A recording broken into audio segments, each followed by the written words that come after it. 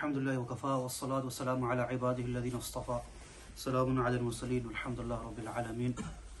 Respected listeners, this week has been dedicated as Al-Aqsa week. And throughout the UK, rather throughout many countries in the world, through the efforts of friends of Al-Aqsa, they have requested Imma to deliver a talk on Al-Aqsa. And because many people connect the month of Rajab to Ma'raj, in which the Messenger ﷺ led all of the Anbiya ﷺ in Salah in Al-Aqsa, it's befitting to dedicate this week's khutbah to the virtues and the importance of Al-Aqsa in light of Islamic history. Now, when a person looks at the text of the Quran and Sunnah, one finds that Al-Aqsa has been mentioned in some detail. Rather, the Quran at least 70 times mentions Al-Aqsa and its surrounding area. الَّذِي بَارَكْنَا حَوْلَهُ. Aqsa and its surrounding area is blessed. أَرْضِ الْمُقَدَّسَةِ. That the area of Aqsa is sanctified. It holds great esteem in the light of Sharia. So there are many reasons why Aqsa is held dearly to the hearts of the believers throughout the world. Number one, because of its mention in the scriptures of the Quran and Sunnah. But also Islam instructs the believers to hold all of the Anbiya in high regard. No person can be a Muslim if he does not revere, honor, respect, love Isa alayhi salam and Musa alayhi salam as great prophets of Allah subhanahu wa ta'ala. Islam is the only faith which recognizes every prophet from the first prophet until the seal and final of all prophets, Muhammad sallallahu alayhi wasallam. And when we look at Aqsa and its surrounding area, Jerusalem, Palestine, this area is an area where many prophets like Isa alayhi salam and Musa alayhi salam came. So places where prophets came down hold great importance to the believers. And we know that when Umar radiallahu anhu, he went to Jerusalem, he did not distribute this area as a waqf between the believers. He did not distribute this area between the soldiers. Rather, he said that this area will be waqf, meaning this property belongs to Allah and the Muslims till the Qiyamah.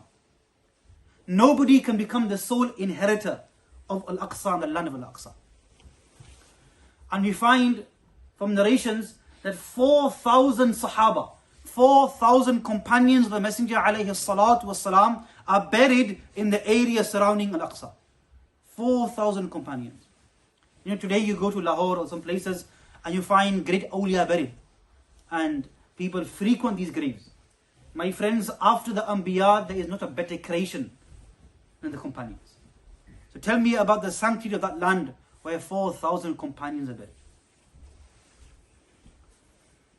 And not just that, we have great imams like Imam al-Shafi'i, rahimahullah ta'ala wa radiyallahu anhu. Such a great imam of this ummah, he came from Palestine. And Al-Aqsa holds great regard in Sharia. If Islam has encouraged travel to any masjid other than Haram al-Makki and Masjid Nabawi alayhi salatu wassalam, it is Al-Aqsa.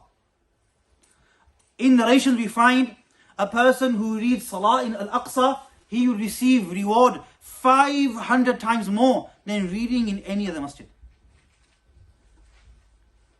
Al-Aqsa was the second masjid to be built on earth. The first masjid, Al-Haram, and after that, Aqsa was the second masjid to be built on earth. And it was the first Qibla of the Muslims. The Muslims, when they started to offer their salawat, it was firstly in direction of Al-Aqsa. And later on, due to the desire of the Messenger sallallahu alayhi wasallam, the Qibla was changed to the Qibla we have today. This is the importance of Al-Aqsa. In the hadith of Abu Dawud, the Messenger sallallahu alayhi wasallam gave us the importance on the virtue of reading in Al-Aqsa. And Maymuna radiallahu anha said, "Oh Ya Rasulullah, what if we can't travel to Al-Aqsa?" Subhanallah. The Messenger sallallahu alayhi wasallam said, gift oil to be used in the lamps of Al-Aqsa. Because whoever gives oil to be used in the lamps of Al-Aqsa, he will receive the reward of the one who offers salah in Al-Aqsa.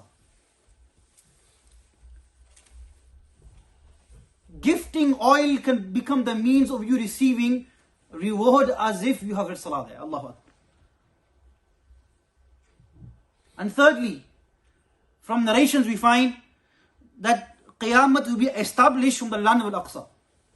And when Isa alayhi salam comes and he descends on Damascus, he will first go towards Al-Aqsa. So I've highlighted 3 primary reasons why Al-Aqsa holds great regard and esteem in the hearts of the believers. So my request is, number 1, we highlight the importance of Al-Aqsa amongst our children. We talk to them about the importance of Al-Aqsa. And number 2, many of our youth today, they have become habitual of traveling to Dubai and exotic areas to go on holiday. I request the same youth that spend your money on traveling to Aqsa. When you talk to the Palestinians, they're not bothered about your charity. They are people of ghairat. All they want is for Muslims to visit the land of Al-Aqsa.